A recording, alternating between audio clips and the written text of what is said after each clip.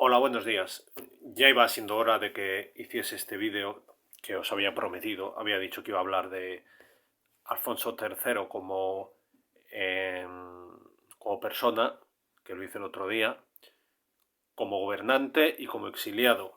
Y hoy me tocaría hablar de Alfonso XIII como gobernante, ¿vale?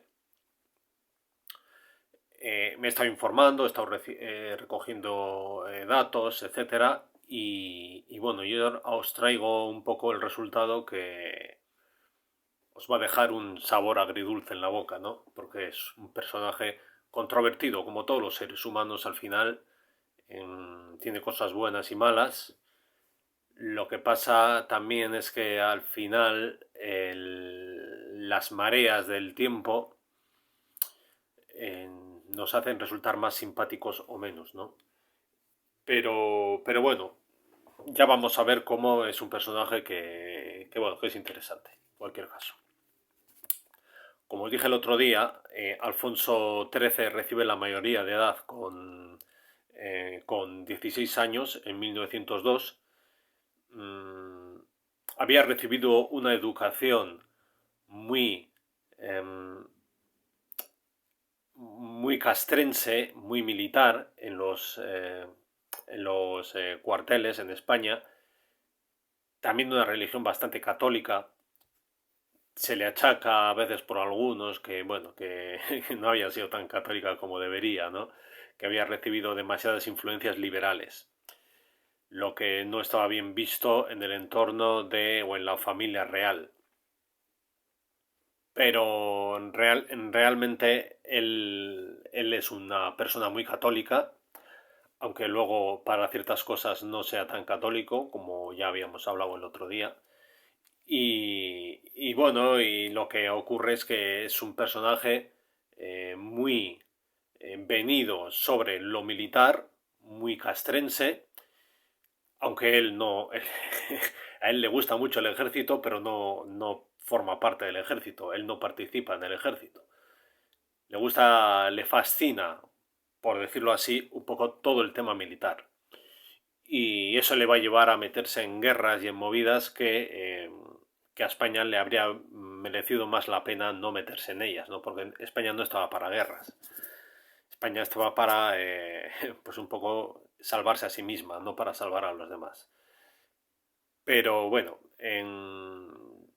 ya entre 1902, fijaos, ya empezando el mandato, entre 1902 y 1904, está enredando con Francia ya para repartirse Marruecos.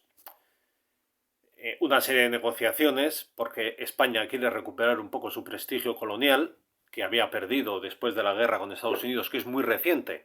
Recordad que España había perdido sus colonias, sus últimas colonias, Cuba, Puerto Rico y Filipinas en 1898, es decir, 4 años antes. O sea, la guerra con Estados Unidos era muy reciente.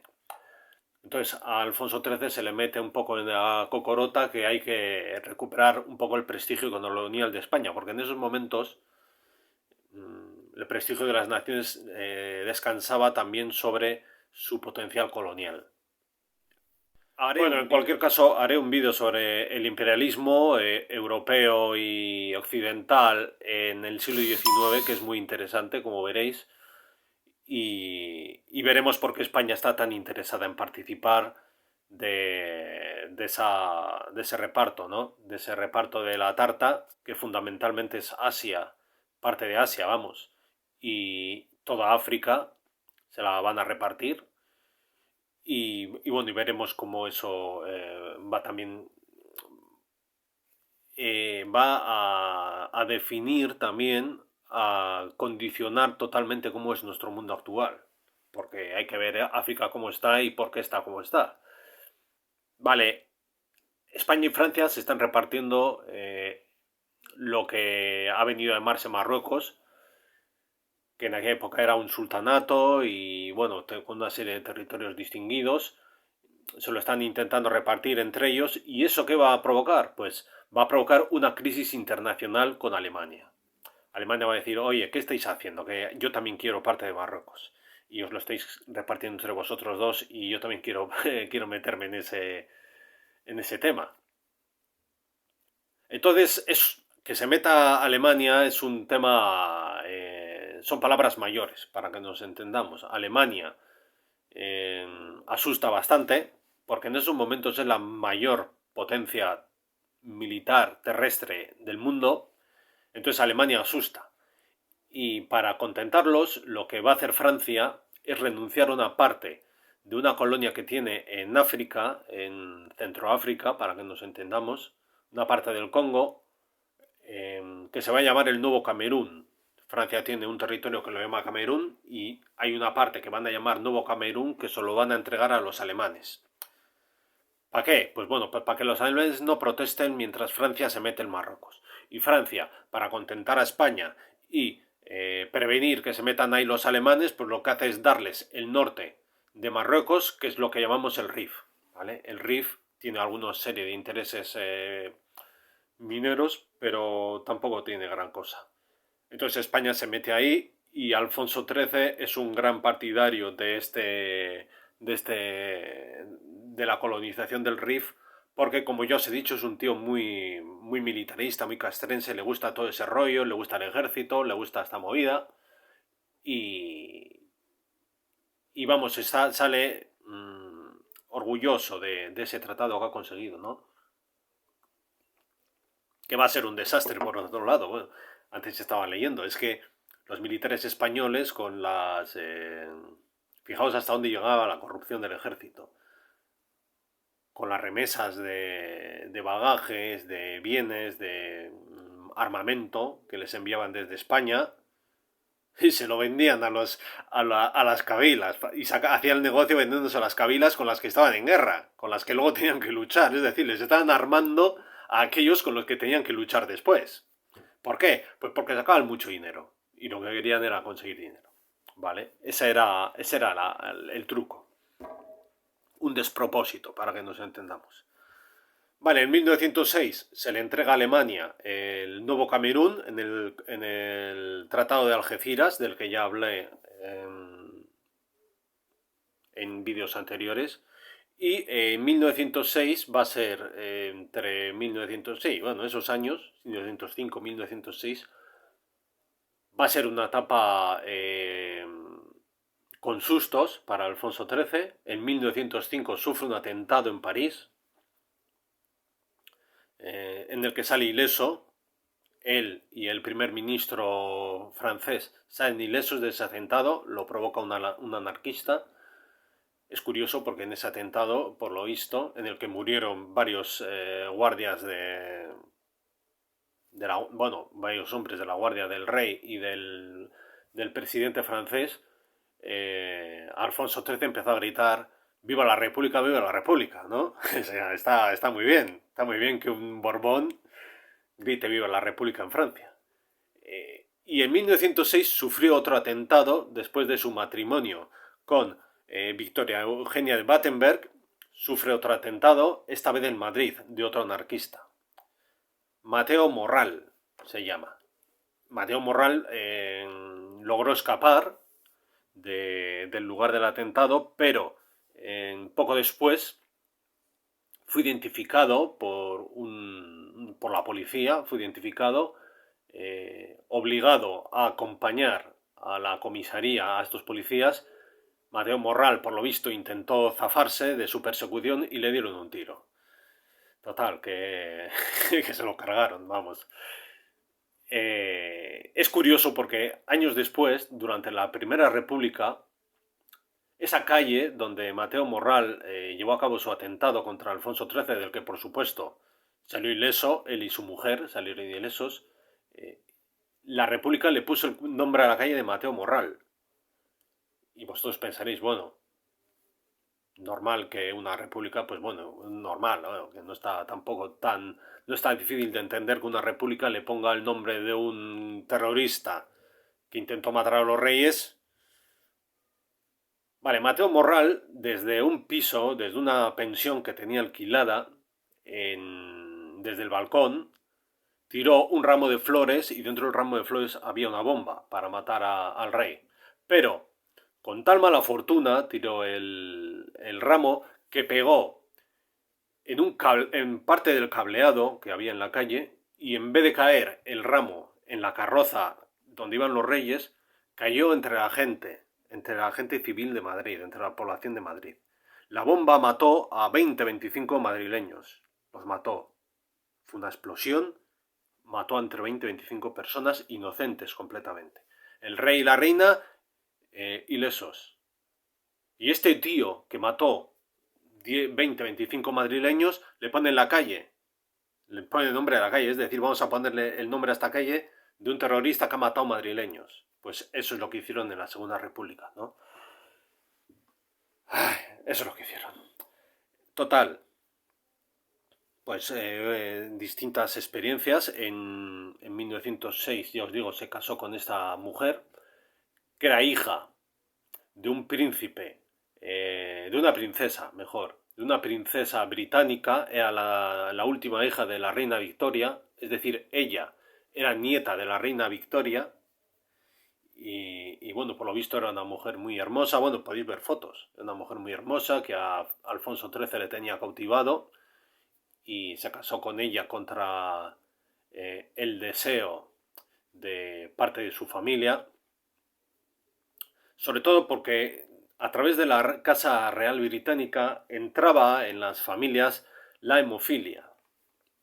Hemofilia, que ya sabéis que es esta enfermedad en la que no que te haces un corte y no se te cierra, es decir, no tienes plaquetas para que cierren esas heridas, no es un defecto genético que tenían muchas casas reales. También la tenía el príncipe Alexei el príncipe Alexei de Rusia, ¿no? Y sabían que la Casa Real Británica tenía ese problema. Bueno, de los 7 hijos, creo que tuvo 7 hijos legítimos que tuvo Alfonso XIII, creo que 3 tuvieron hemofilia. Entre ellos, el primero y el segundo, que eran los que se supone que tenían que heredar la corona. El primero, que se llamaba Alfonso también, era hemofílico. Renunció a la corona porque se enamoró de una cubana y le dijeron, no, a ver, si te casas con esta civil no vas a poder ser rey. Y dijo él, pues me quedo con la cubana. Y lo aplaudo. Le aplaudo a este Alfonso, que habría sido Alfonso XIV, ¿no? Le aplaudo sus cojones. Pues me quedo con la cubana. Pues igual yo también me habría quedado con la cubana. Antes que coger esa corona que estaba en vías de desaparición, ¿no? Bueno, total, que Alfonso XIII en 1906 se casa con Victoria Eugenia de Battenberg, el padre alemán, la madre era, como ya os he dicho, nieta de la reina Victoria, y,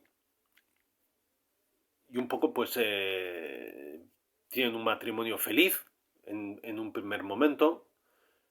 En 1909, ya estuve hablando, estalla la Semana Trágica de Barcelona, se hacen quintas para enviar soldados a Marruecos, porque las cosas no van bien en la guerra de Marruecos, se mandan, que no es una...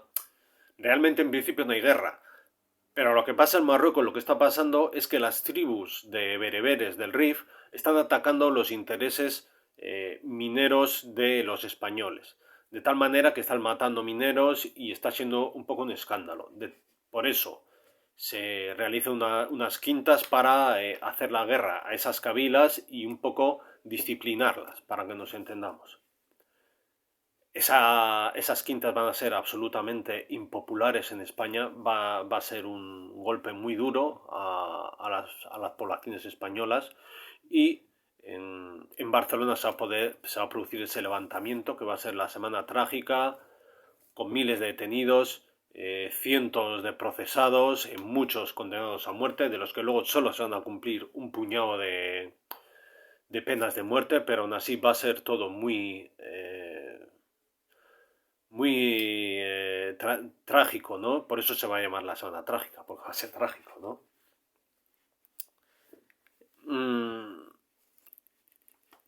Todo esto va a suponer que la monarquía, la popularidad de la monarquía va a quedar muy deteriorada, sobre todo en Cataluña, y y bueno, y la guerra va a ser muy impopular en general en España, entre las clases más humildes en España, entre los campesinos, entre las clases obreras, los intelectuales. ¿Quiénes van a apoyar la guerra? Pues el rey, el ejército y ciertos intereses empresariales, burgueses, etcétera, ¿no? Van a estar a favor de la guerra.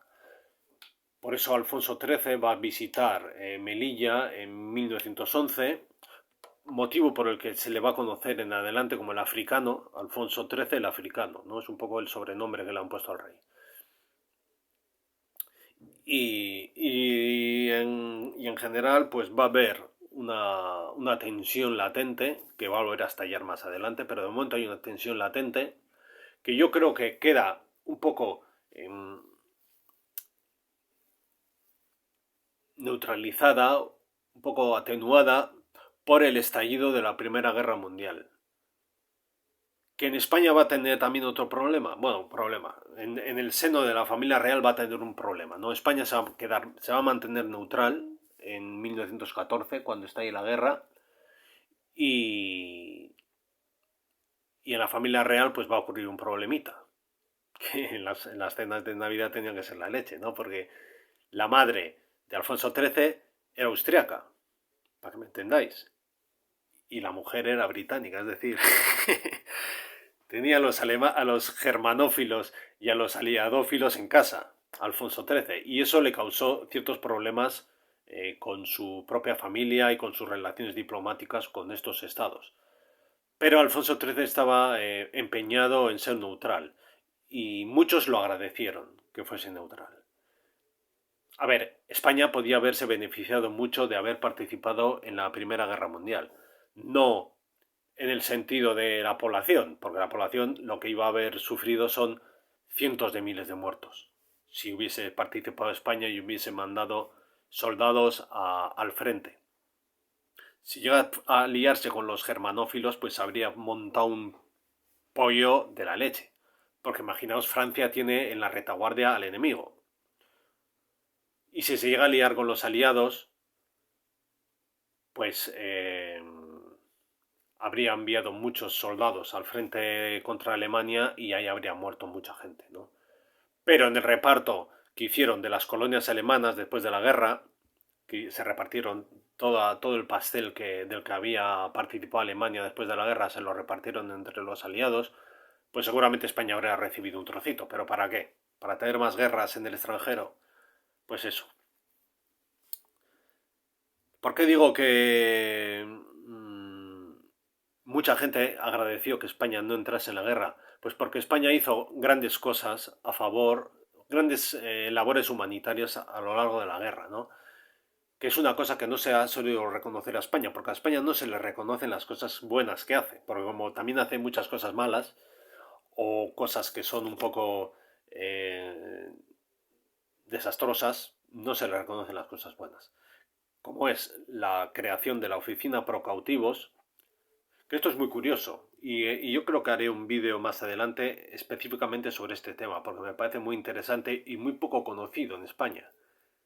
Que una lavandera francesa, desesperada, porque a su marido le han herido y le tienen prisionero los alemanes, por algún motivo se le ocurrió escribirle una carta en 1914 a Alfonso XIII.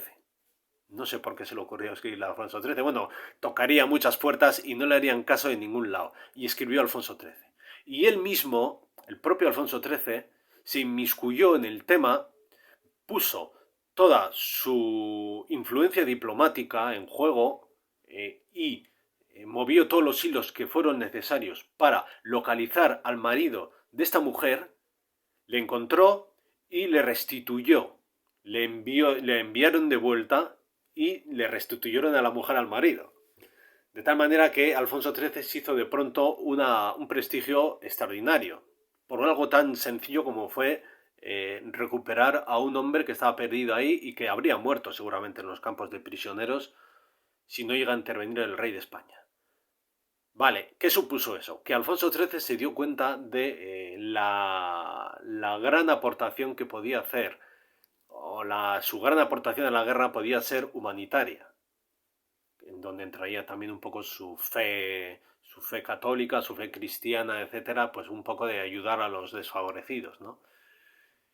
Y a lo largo de la guerra, la oficina de procautivos, que corría a cargo de la Casa Real, Alfonso XIII gastó millones y millones de pesetas, ciento y pico millones, un montón de millones de aquella época, para investigar. Bueno, hubo un montón de distintos gabinetes dentro de la oficina de procautivos que se encargaban todos de labores humanitarias. Salvó a cientos de miles de prisioneros, cientos de miles prisioneros, militares, civiles, muchos estaban heridos, otros simplemente tenían familias y tal, y consiguió que se restituyeran a sus familias estos prisioneros. Ya os digo que el gasto fue de la Casa Real Española y fue muy celebrado en aquella época y le dieron unas grandes las gracias a Alfonso XIII desde Francia, desde Bélgica, desde Gran Bretaña. Sobre todo salvó prisioneros franceses, principalmente. Como 120.000 sacó de Alemania. Para que me entendáis, es la hostia. Ya me voy a ir contando porque se me está alargando esto. Se me está alargando. Pero quiero deciros que hizo una gran labor humanitaria Alfonso XIII con la oficina de procautivos.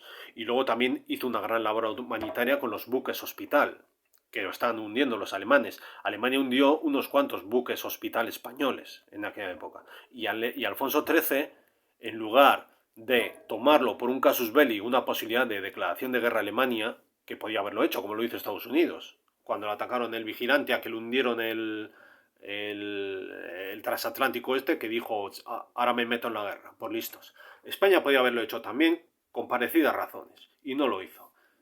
En su lugar, lo que hizo fue crear una iniciativa diplomática para convencer a Alemania de que no atacase los buques hospital, y lo consiguió. Y le volvieron a agradecer desde Europa este esfuerzo, porque los aliados y los germanófilos, entre ellos, estuvieron negociando la protección de los buques hospital, pero no se pusieron de acuerdo.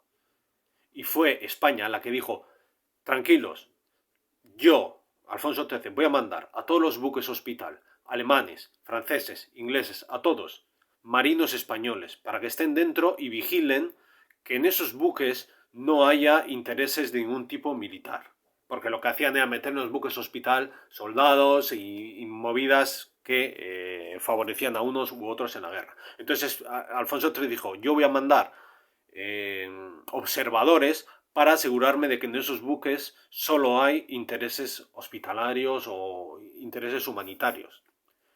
Y todos aceptaron la propuesta española, se firmó y le volvieron a agradecer a Alfonso XIII esa iniciativa. Otra aportación que hizo Alfonso XIII a las naciones en guerra. Alfonso XIII salvó a unos 1000 militares alemanes que estaban atascados en Camerún, no podían salir de allí y los tenían un poco en un asedio y posiblemente los habrían matado los aliados, porque tened en cuenta que los británicos controlaban las rutas de mar, los alemanes no podían llegar seguramente hasta estos hombres, por eso están allí atascados y resulta que esa colonia alemana, el Camerún, alemán, el Nuevo Camerún, tenía frontera con una colonia española, un trocito que tenía España allí, ¿no? Que estaba cerca de esta isla, ¿cómo se llama? Fernando Po y estas islas que están por esa zona, y tenía un trocito España ahí, y en la zona de Gambia, por ahí, y a través de esa frontera lo que hizo fue traspasar todos los soldados alemanes a su territorio y desmilitarizados, sin armamento, los devolvió a Alemania. De tal manera que fue una gran obra también humanitaria de España salvar a aquellos soldados alemanes, ¿no? Total, que gran inversión de fondos de Alfonso XIII en la oficina de procautivos, Voy a ir hablando más rápido porque ya es que se me alarga mucho esto. En 1917 estalla, como ya estuve hablando, una gran crisis en España a todos los niveles: militar, social, político. El régimen de la Restauración entra en una gran crisis motivada, entre otras cosas, por la revolución que hay en Rusia, que altera los nervios de todo el mundo. Alfonso XIII empieza a temer que se pueda producir algo parecido en España y el rey interviene para conseguir una solución. Ya estuve hablando ya de esta revolución de 1917. El rey lo que hace es inmiscuirse, propone un gobierno de concentración en España y unas elecciones para 1918 para intentar aplacar todas estas revueltas. Que el bueno lo consigue en un poco salvar la situación, pero también se va a saldar con un montón de prisioneros, con algunos muertos. Los muertos en las revoluciones en España pues se cuentan en decenas, no en millones como en Rusia, ¿vale? En estas revueltas se cuentan por decenas y normalmente suelen ser ajusticiados. No como ahora, que a los reos de traición yo creo que hasta se los homenajea hoy en día en España. En aquella época se los fusilaba, ¿vale? En 1921, ya sabéis, hay una gran crisis. Poco después, una gran crisis por el tema de Marruecos, en la que estaba metido también el monarca. Parece que fue Alfonso XIII el que instigó a este tarado del Silvestre a atacar en Anual, y eso produjo una gran masacre de soldados españoles.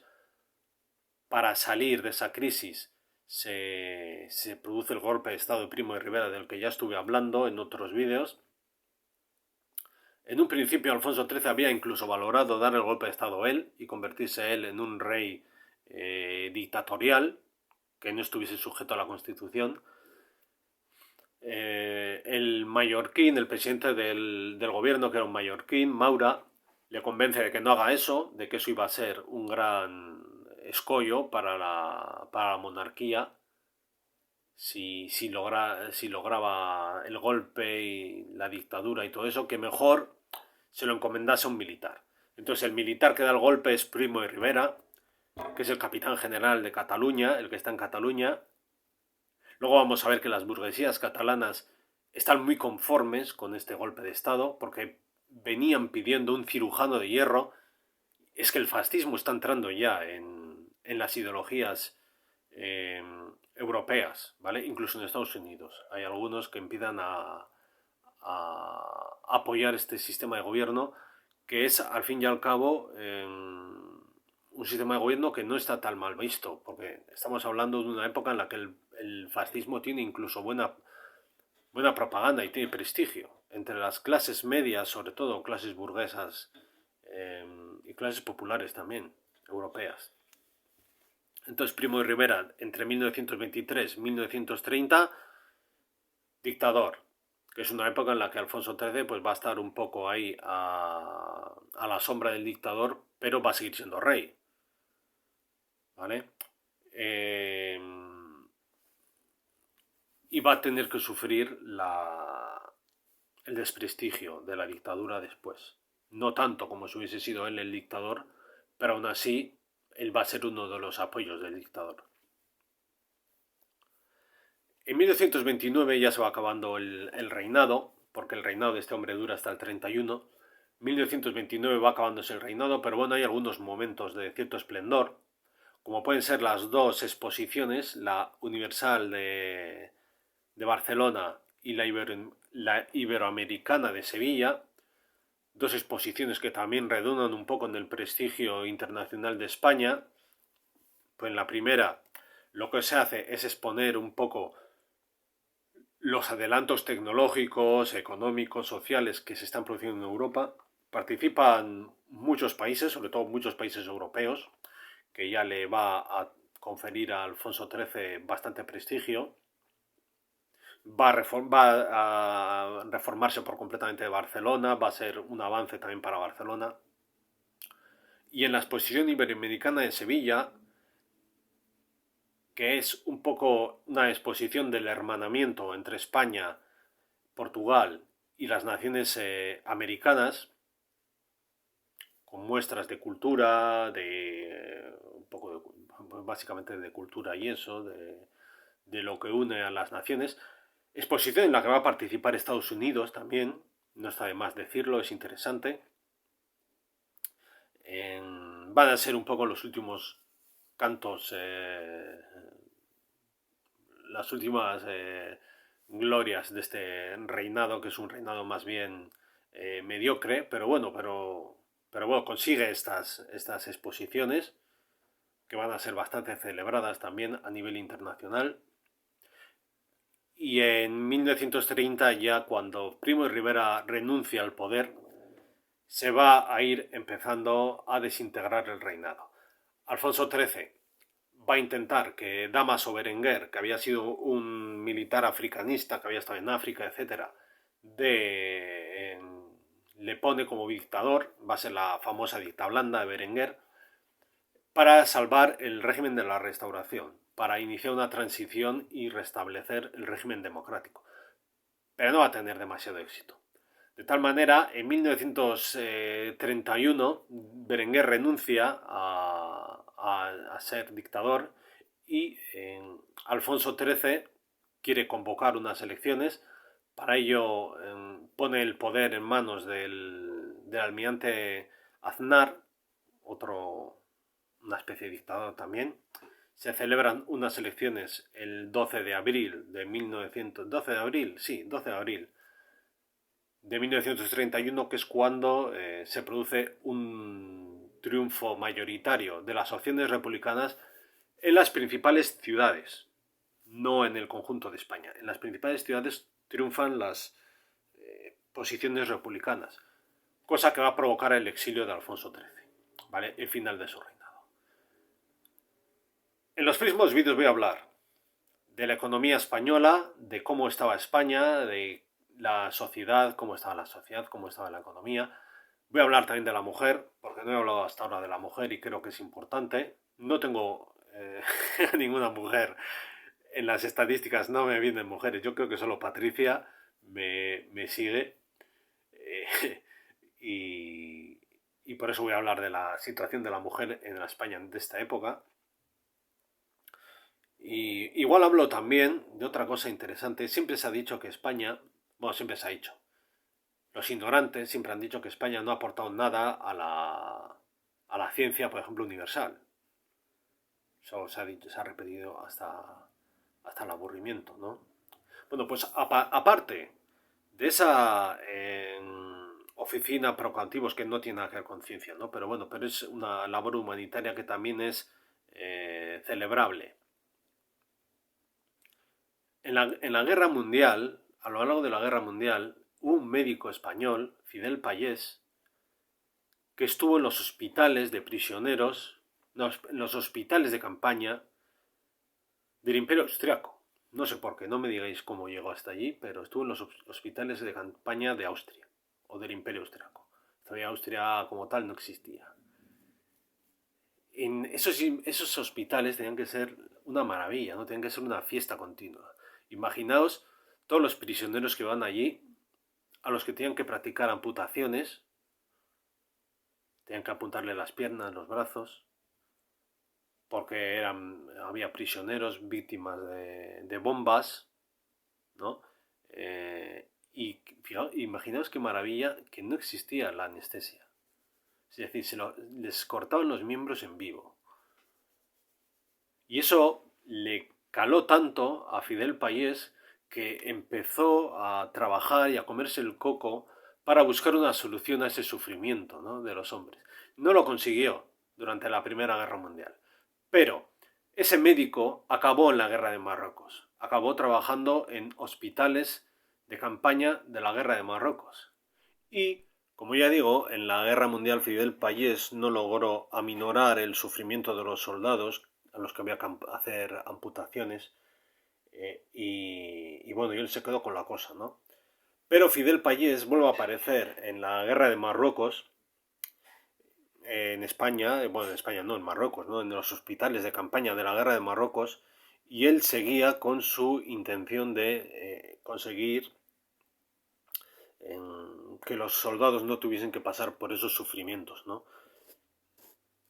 Bueno, Fidel Payés es el descubridor de la anestesia epidural, la que hoy en día se utiliza para las embarazadas, ¿vale?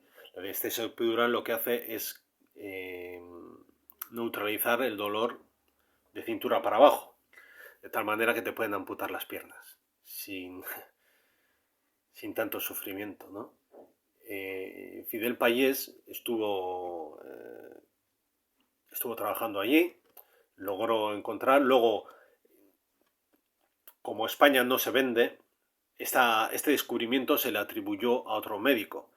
Hoy en día ya está plenamente reconocido como descubrimiento de Fidel Payés, pero le intentaron quitar